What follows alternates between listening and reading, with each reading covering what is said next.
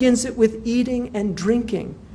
We eat with no presence anymore. People used to take time before they ate and said grace. Even in this country, people would stop before they ate and they would thank their Lord for the gifts which they were about to receive. This was common practice, being present with food.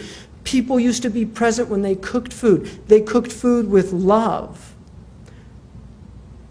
I had one teacher, one of my teachers, Omar Malahji, his wife would cook her food, doing prayer on the Prophet the entire time with niyatu shifa, that God would make that food a healing for the people that ate it and make the energy that they derive from it used for worshiping Allah. They would only buy from grocers in Medina that they knew prayed 5 times in the prayer in the masjid. They would go out and pick their own animals and sacrifice them because they didn't want to buy meat from these butchers that they didn't know how they were treating the animals. This is a real family that I have visited over the years. It is a fact, and I guarantee you many people have experienced this. If you go and have eaten a full meal, and you go there and they serve you food in the house of Omar Malahji, you will not get indigestion by eating a second meal immediately after that at his house.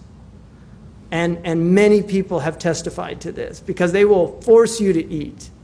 They will say, Kul, kul, kul. They say, Kul karrijal wa ibka jimal. You know, eat like men and drink like camels.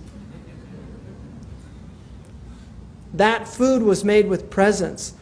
We forget, people don't have energy anymore. How is your food being manufactured? How is it being grown? How is it being cooked? Because this is where energy comes from. It comes from, that's the sabab for the energy that we live on is caloric. It's heat derived from these means that God has given us.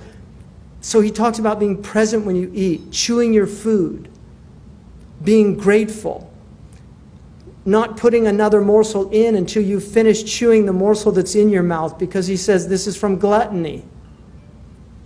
Don't eat quickly. To eat with gratitude. Never mention death at the table. He says death is not an appropriate, because he said if your heart is alive and people mention death at eating, you should lose your appetite, and if you don't, it's a sign that your heart is dead. Wendell Berry the other night talked about people now reading about massacres or watching them on television while they're eating their dinners.